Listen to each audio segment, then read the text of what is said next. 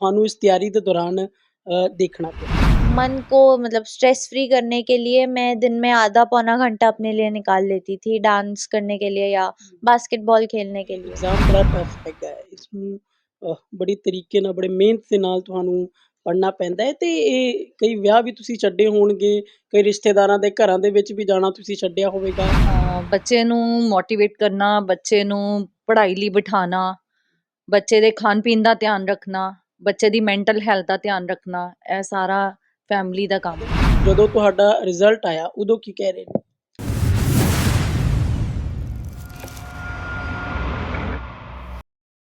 ਅੱਜ ਤੁਹਾਡੀ ਮੁਲਾਕਾਤ ਅਸ਼ਿਕਾ ਅਗਰਵਾਲ ਦੇ ਨਾਲ ਕਰਾਵਾਂਗੇ, ਜਿਸ ਨੇ ਨੀਟ ਯੂਜੀ ਦੇ ਵਿੱਚ ਦੂਸਰਾ ਨੰਬਰ ਪੰਜਾਬ ਦੇ ਵਿੱਚੋਂ ਜਿਹੜਾ ਹੈ ਉਹ ਲੈ ਕੇ ਆਏ ਨੇ। ਕਿਵੇਂ ਨੀਟ ਯੂਜੀ ਨੂੰ ਕਰੈਕ ਕੀਤਾ, ਕਿਵੇਂ ਨੀਟ ਯੂਜੀ ਦੇ ਵਿੱਚ ਦੂਸਰਾ ਨੰਬਰ ਲੈ ਕੇ ਆਏ, ਉਸ ਬਾਰੇ ਵੀ ਗੱਲਬਾਤ ਕਰਾਂਗੇ। ਪਰ ਉਸ ਤੋਂ ਪਹਿਲਾਂ ਦੱਸ ਦੇਣਾ ਚਾਹੁੰਦਾ ਵਾਂ ਕਿ ਨੀਟ ਯੂਜੀ ਦੇ ਵਿੱਚ ਦੂਸਰਾ ਨੰਬਰ ਲਿਆਉਣਾ ਕਿੰਨਾ ਕੁ ਮੁਸ਼ਕਿਲ ਹੈ। ਨੀਟ ਯੂਜੀ ਦੇ ਵਿੱਚ ਜੇਕਰ ਤੁਸੀਂ ਪੇਪਰ ਦੇਣ ਜਾ ਰਹੇ ਹੋ, ਤੁਹਾਨੂੰ ਬਹੁਤ ਹੀ ਤਿਆਰੀਆਂ ਕਰਨੀਆਂ ਪੈਂਦੀਆਂ ਨੇ। ਉਹ ਅਸ਼ਿਕਾ ਅਗਰਵਾਲ ਤੋਂ ਹੀ ਜਾਣਾਂਗੇ ਕਿਵੇਂ ਇਹਨਾਂ ਨੇ ਨੀਟ ਯੂਜੀ ਨੂੰ ਕਲੀਅਰ ਕੀਤਾ ਤੇ ਹੁਣ ਇਹਨਾਂ ਦਾ ਸੁਪਨਾ ਕੀ ਹੈ। ਅਸ਼ਿਕਾ, ਸਭ ਤੋਂ ਪਹਿਲਾਂ ਤਾਂ ਤੁਹਾਨੂੰ ਬਹੁਤ-ਬਹੁਤ ਮੁਬਾਰਕਾਂ, ਤੁਸੀਂ ਪੰਜਾਬ ਦੇ ਦੂਸਰੇ ਨੰਬਰ ਦੇ ਉੱਤੇ ਆਏ ਹੋ। Thank you. ਅੱਛਾ, ਮੈਂ ਪਹਿਲਾ ਹੀ ਕੁਐਸਚਨ ਮੇਰਾ ਇਹ ਰਹੂਗਾ, ਅਜਿਹਾ ਕਿਹੜਾ ਪ੍ਰਸ਼ਨ ਤੁਹਾਡੇ ਤੋਂ ਗਲਤ ਹੋਇਆ ਕਿ ਪਹਿਲੇ ਤੋਂ ਦੂਸਰੇ ਨੰਬਰ ਤੇ ਫਿਸਲ ਗਏ ਤੁਸੀਂ? वो केमिस्ट्री का क्वेश्चन था एक जो मेरा गलत हुआ है पेपर में, बाकी फिजिक्स और बायो मेरी सारी ठीक थी। ਅੱਛਾ, ਤੁਸੀਂ ਨੀਟ ਯੂਜੀ ਦਾ ਐਗਜ਼ਾਮ ਦਿੱਤਾ ਹੈਗਾ ਹੈ, ਕਿੰਨਾ ਕੁ ਮੁਸ਼ਕਿਲ ਰਿਹਾ ਇਹ ਐਗਜ਼ਾਮ? ਕਿੰਨੀ ਕੁ ਤਿਆਰੀਆਂ ਤੁਹਾਨੂੰ ਕਰਨੀਆਂ ਪਈਆਂ, ਕੀ ਕੁਝ ਤੁਹਾਨੂੰ ਇਸ ਤਿਆਰੀ ਦੇ ਦੌਰਾਨ ਦੇਖਣਾ ਪਿਆ? नीट की तैयारी मैंने 2 साल पहले शुरू करी थी 11th में, और मुश्किलें तो यही रहती हैं कि आपको नीट के लिए पूरा 11वीं और 12वीं का सिलेबस करना पड़ता है, फिजिक्स, केमिस्ट्री और बायो का। तो उसको बार-बार रिवाइज़ करना पड़ता है एनसीईआरटी से, और मुश्किल फिर इतनी रहती नहीं है जब आपका पूरा सिलेबस एंड तक हो जाता है और आपने इतनी बार वो चीज़ पढ़ ली होती है, तो फिर पेपर आसानी से हो जाता है। ਅੱਛਾ, ਇੱਕ ਮੈਨੂੰ ਇਹ ਵੀ ਜ਼ਰੂਰ ਦੱਸਿਓ, ਤੁਸੀਂ ਬੜੀ ਮਿਹਨਤ ਕੀਤੀ ਹੈ, ਤੁਸੀਂ ਕਿੰਨਾ ਸਮਾਂ ਤੁਸੀਂ ਜਿਹੜਾ ਹੈ ਉਹ ਪੜ੍ਹਾਈ ਨੂੰ ਦਿੱਤਾ ਹੈਗਾ ਹੈ, ਕਿੰਨਾ ਸਮਾਂ ਤੁਸੀਂ ਐਕਸਟਰਾ ਕਰਿਕੂਲਰ ਨੂੰ ਦਿੱਤਾ ਹੈਗਾ ਵਾ, ਜਿਸ ਕਾਰਨ ਤੁਸੀਂ ਨੀਟ ਦੇ ਐਗਜ਼ਾਮ ਨੂੰ ਜਿਹੜਾ ਹੈ ਉਹ ਕਲੀਅਰ ਕੀਤਾ? मैं 4-5 घंटे की मेरी दिन में क्लासेस होती थी, और उसके अलावा मैं घर पे भी 8 घंटे पढ़ ही लेती थी। तो वो शेड्यूल रहता था, और नींद मैंने कभी ऐसे ख़राब नहीं करी, 7 घंटे की नींद पूरी होती थी। और एक्स्ट्रा करिकुलर्स मेरे कंपैरेटिवली पार्टिसिपेशन कम हो गई थी। 10th तक पार्टिसिपेशन बहुत ज़्यादा रहती थी स्कूल में भी, पर फिर 11th-12th में कम कर दी थी। पर अपने मन को मतलब स्ट्रेस फ्री करने के लिए मैं दिन में आधा पौना घंटा अपने लिए निकाल लेती थी डांस करने के लिए या बास्केटबॉल खेलने के लिए। ਤੇ ਕਿਉਂਕਿ ਐਗਜ਼ਾਮ ਬੜਾ ਟਫ ਹੈਗਾ ਹੈ, ਇਸਨੂੰ ਬੜੀ ਤਰੀਕੇ ਨਾਲ ਬੜੇ ਮਿਹਨਤ ਦੇ ਨਾਲ ਤੁਹਾਨੂੰ ਪੜ੍ਹਨਾ ਪੈਂਦਾ ਹੈ ਤੇ ਇਹ ਕਈ ਵਿਆਹ ਵੀ ਤੁਸੀਂ ਛੱਡੇ ਹੋਣਗੇ, ਕਈ ਰਿਸ਼ਤੇਦਾਰਾਂ ਦੇ ਘਰਾਂ ਦੇ ਵਿੱਚ ਵੀ ਜਾਣਾ ਤੁਸੀਂ ਛੱਡਿਆ ਹੋਵੇਗਾ। ਕੀ ਕਹਿੰਦੇ ਸੀਗੇ ਉਸ ਵਕਤ ਰਿਸ਼ਤੇਦਾਰ, ਤੇ ਉਸ ਤੋਂ ਬਾਅਦ ਜਦੋਂ ਤੁਹਾਡਾ ਰਿਜ਼ਲਟ ਆਇਆ ਉਦੋਂ ਕੀ ਕਹਿ ਰਹੇ ਨੇ?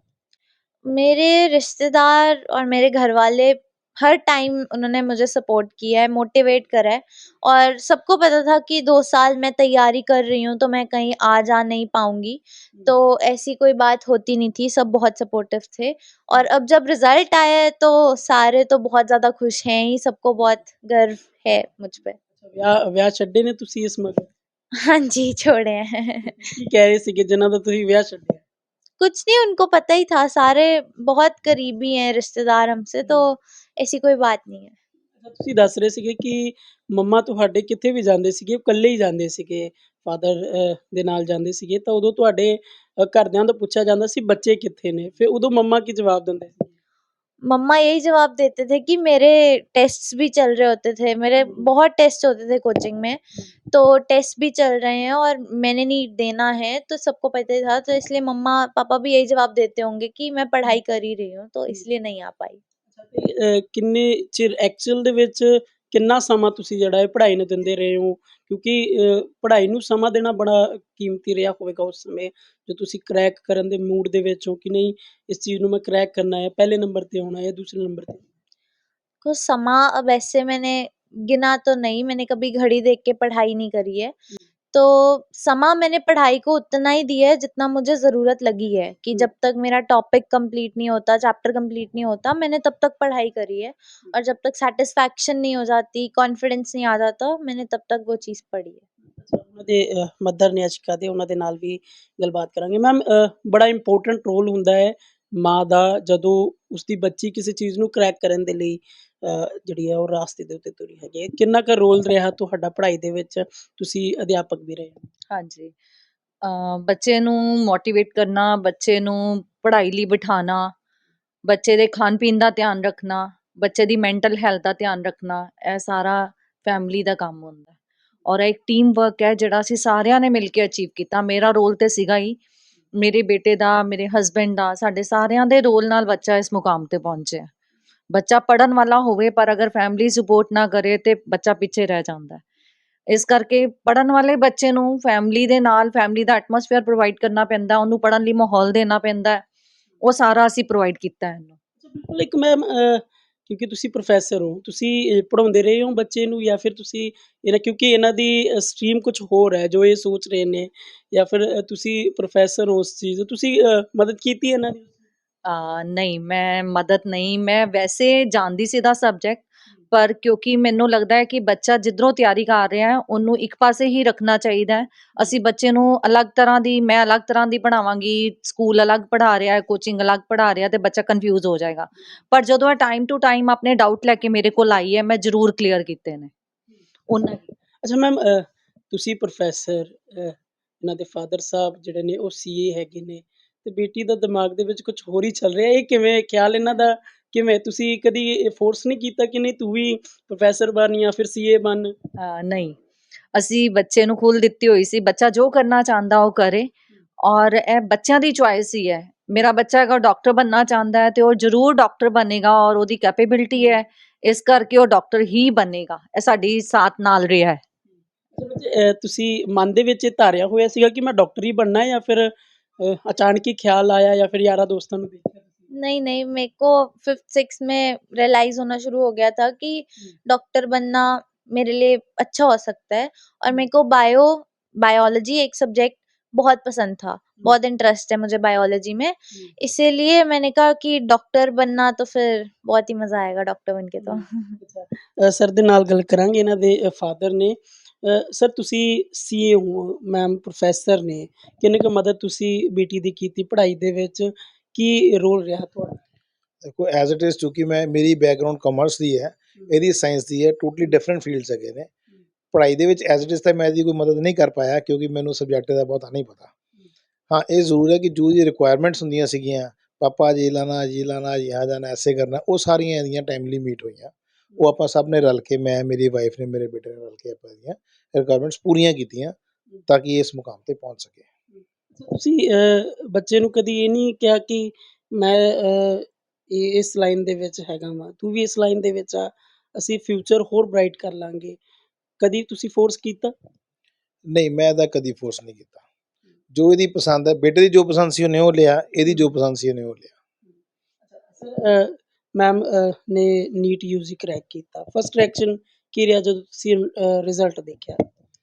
ਮਤਲਬ ਬੜਾ ਅਸਟੋਨਿਸ਼ਿੰਗ ਸੀ ਰਿਜ਼ਲਟ। ਇਹ ਮੈਨੂੰ ਪਤਾ ਸੀ ਕਿ ਜਿੰਨੀ ਮਿਹਨਤ ਕਰਦੀ ਪਈ ਇਹ ਕਰੈਕ ਕਰ ਲਏਗੀ, ਇਹਨੂੰ ਕਿਸੇ ਨਾ ਕਿਸੇ ਗਵਰਨਮੈਂਟ ਕਾਲਜ ਦੇ ਵਿੱਚ ਸੀਟ ਮਿਲ ਜਾਏਗੀ, ਪਰ ਇਸ ਮੁਕਾਮ 'ਤੇ ਪਹੁੰਚ ਜਾਏਗੀ, ਇਹ ਮੇਰੇ ਲਈ ਥੋੜ੍ਹਾ ਸਰਪ੍ਰਾਈਜ਼ ਸੀਗਾ। ਆਲਦੋ ਅੰਦਰੋਂ ਦਿਲ ਬੰਦੇ ਹਰ ਚਾਹੁੰਦਾ ਹੁੰਦਾ ਕਿ ਬੱਚਾ ਬਹੁਤ ਅੱਗੇ ਪਹੁੰਚੇ, ਔਰ ਇੱਥੇ ਪਹੁੰਚ ਗਈ ਹੈ, ਇਹ ਮੇਰੇ ਲਈ ਸਰਪ੍ਰਾਈਜ਼ਿੰਗ, ਥੋੜ੍ਹਾ ਜਿਹਾ ਸਰਪ੍ਰਾਈਜ਼ਿੰਗ ਸੀਗਾ। ਮੈਨੂੰ ਉਮੀਦ ਸੀ ਵੀ ਇਹ 690, 95, 700 ਜਿੰਨੀ ਮਿਹਨਤ ਕਰਦੀ ਵੀ 700, ਜੇ ਹੋਰ ਮਿਹਨਤ ਕਰੇ 720। ਹਾਲਾਂਕਿ ਇਹ ਕਹਿ ਰਹੀ ਸੀ ਪਾਪਾ ਮੈਂ 720 ਤੱਕ ਜਾਊਂਗੀ, ਇਹਦਾ ਪੱਕਾ ਪ੍ਰੋਗਰਾਮ 720 ਤੱਕ ਜਾਣ ਦਾ। ਅਤੇ ਮੈਂ ਕਿਹਾ ਚੱਲ ਕਰ, ਤੂੰ ਮਿਹਨਤ ਕਰ ਲੈ। ਉਹ 715 'ਤੇ ਪਹੁੰਚ ਗਈ ਹੈ। ਇੱਕ ਨੰਬਰ ਇਹ ਘੱਟ ਹੈ ਮੇਰੇ ਵੱਲੋਂ, ਇੱਕ ਕੁਐਸਚਨ ਇਹ ਵੱਧ ਹੈ ਮੇਰੇ ਵੱਲੋਂ, ਪਰ ਇਹ 720 ਦਾ ਇਹਦਾ ਟਾਰਗੇਟ ਸੀਗਾ, 720 'ਤੇ ਪਹੁੰਚਣਾ, ਅਤੇ ਉਹ 715 'ਤੇ ਪਹੁੰਚ ਗਈ ਹੈ। ਠੀਕ ਹੈ ਮੈਮ, ਤੋਂ ਵੀ ਇਹੀ ਕੁਐਸਚਨ ਰਹੇਗਾ ਕਿ ਫਸਟ ਰਿਐਕਸ਼ਨ ਤੁਹਾਡਾ ਕੀ ਰਿਹਾ ਜਦੋਂ ਤੁਸੀਂ ਰਿਜ਼ਲਟ ਦੇਖਿਆ? ਮਨ ਦੇ ਵਿੱਚ ਸੀਗਾ ਕਿ ਪਹਿਲੇ ਨੰਬਰ 'ਤੇ ਆਵਾਂਗੇ? नहीं, मन में मेरे को पहले पता लग गया था कि मेरे नंबर इतने बन रहे हैं, पर जब रिजल्ट देखा तो फिर वो असली में उतने आ गए, तो फिर पहले तो हैरानी भी हुई, खुद को भी खुशी तो बहुत ज़्यादा हुई कि हाँ, जो मैंने 2 साल से गोल रखा हुआ था वो फाइनली पूरा हो गया है। और बाद में मैं बहुत बहुत खुश थी, और मैंने मम्मा-पापा की शक्ल देख के तो और वैसे ही खुश हो जाते हो। ਮੈਮ ਤੁਹਾਡੇ ਨਾਲ ਵੀ ਇਹੀ ਕੁਐਸਚਨ ਹੈ ਮੇਰਾ ਕਿ ਜਦੋਂ ਇਹਨਾਂ ਦਾ ਤੁਸੀਂ ਰਿਜ਼ਲਟ ਦੇਖਿਆ ਫਸਟ ਤੁਹਾਡਾ ਕੀ ਰਿਹਾ ਮੈਨੂੰ ਤਾਂ ਲੱਗਦਾ ਹੈ ਤੁਸੀਂ ਬੜੇ ਖੁਸ਼ ਹੋਏ ਹੋਵੋਗੇ। ਹਾਂਜੀ ਹਾਂਜੀ ਅਸੀਂ ਵਾਕਈ ਖੁਸ਼ੀ ਨਾਲ ਭੰਗੜੇ ਪਾਏ ਸੀਗੇ ਉਸ ਦਿਨ ਜਿਸ ਦਿਨ ਅਸੀਂ ਦਾ ਰਿਜ਼ਲਟ ਆਇਆ ਸੀ ਮਤਲਬ ਰਿਜ਼ਲਟ ਦੇਖ ਕੇ ਅਸੀਂ ਬਹੁਤ ਜ਼ਿਆਦਾ ਖੁਸ਼ ਹੋਏ ਔਰ ਸਾਨੂੰ ਸਮਝ ਨਹੀਂ ਸੀ ਆ ਰਿਹਾ ਕਿ ਅਸੀਂ ਕੀ ਕਰੀਏ ਆਪਣੇ ਬੱਚੇ ਦਾ ਔਰ ਅਸੀਂ ਖੜੇ ਹੋ ਕੇ ਸਾਹਮਣੇ ਭੰਗੜੇ ਪਾਏ ਉਸ ਵੇਲੇ ਅੱਛਾ ਹੁਣ ਤੁਸੀਂ ਫਿਊਚਰ ਕੀ ਸੋਚ ਰਹੇ ਹੋ ਆਪਣਾ ਕਿਉਂਕਿ ਤੁਸੀਂ ਬੜੀ ਮਿਹਨਤ ਕਰ ਲਈ ਹੈ ਆ ਪਹਿਲਾ ਪ੍ਰਸ਼ਨ ਮੇਰਾ ਇਹ ਜ਼ਰੂਰ ਹੋਵੇਗਾ ਜਦੋਂ ਤੁਹਾਡਾ ਰਿਜ਼ਲਟ ਆ ਗਿਆ ਉਸ ਤੋਂ ਬਾਅਦ ਕੀ ਕੁਛ ਕੀਤਾ रिजल्ट आने के बाद से तो मैं इंटरव्यूज ही दे रही हूँ पर हाँ, अभी पार्टी तो डेफिनेटली करनी है। उसके बाद मैंने एक बहुत अच्छा डॉक्टर बनना है, एमबीबीएस करके पहले अच्छे से अच्छे नंबर से भी ज़्यादा एक्सपीरियंस और प्रैक्टिस करके एक अच्छा डॉक्टर बनना है। उसके बाद स्पेशलाइजेशन तो डेफिनेटली करनी है, बट अभी के स्ट्रीम में करनी है वो मेरे को नहीं अभी पता। ਠੀਕ ਹੈ ਸ਼ੁਕਰੀਆ ਤੁਹਾਡੇ ਫਿਊਚਰ ਲਈ ਬੈਸਟ ਆਫ ਲੱਕ ਤਾਂ ਅਸ਼ਿਕਾ ਅਗਰਵਾਲ ਨੇ ਜਿਨ੍ਹਾਂ ਦੇ ਨਾਲ ਤੁਹਾਡੀ ਮੁਲਾਕਾਤ ਕਰਾਈ ਹੈ ਨੀਟ ਯੂਜੀ ਦੇ ਵਿੱਚ ਪੰਜਾਬ ਦੇ ਵਿੱਚ ਦੂਸਰੇ ਨੰਬਰ ਤੇ ਨੇ 715 ਨੰਬਰ ਲੈ ਕੇ ਆਏ ਨੇ ਇੱਕ ਕੁਐਸਚਨ ਇਹਨਾਂ ਦਾ ਰਹਿ ਗਿਆ ਜਿਸ ਕਾਰਨ ਟੌਪਰ ਬਣਦੇ ਰਹਿ ਗਏ ਨੇ ਚਲੋ ਹਾਲਾਂਕਿ ਦੂਸਰੇ ਨੰਬਰ ਦੇ ਵਿੱਚ ਨੇ ਇਹ ਵੀ ਬਹੁਤ ਹੀ ਵੱਡੀ ਗੱਲ ਹੈ ਪੰਜਾਬ ਦੇ ਵਿੱਚ ਉਮੀਦ ਕਰਦੇ ਹਾਂ ਵੀਡੀਓ ਤੁਹਾਨੂੰ ਚੰਗੀ ਲੱਗੀ ਹੋਵੇਗੀ ਵੀਡੀਓ ਚੰਗੀ ਲੱਗੀ ਹੈ ਵੱਧ ਤੋਂ ਵੱਧ ਇਸ ਵੀਡੀਓ ਨੂੰ ਜ਼ਰੂਰ ਸ਼ੇਅਰ ਕਰੋ ਕੈਮਰਾ ਪਰਸਨ ਪੰਕਜ ਦੇ ਨਾਲ Raju Gupta red box TV Jalandhar.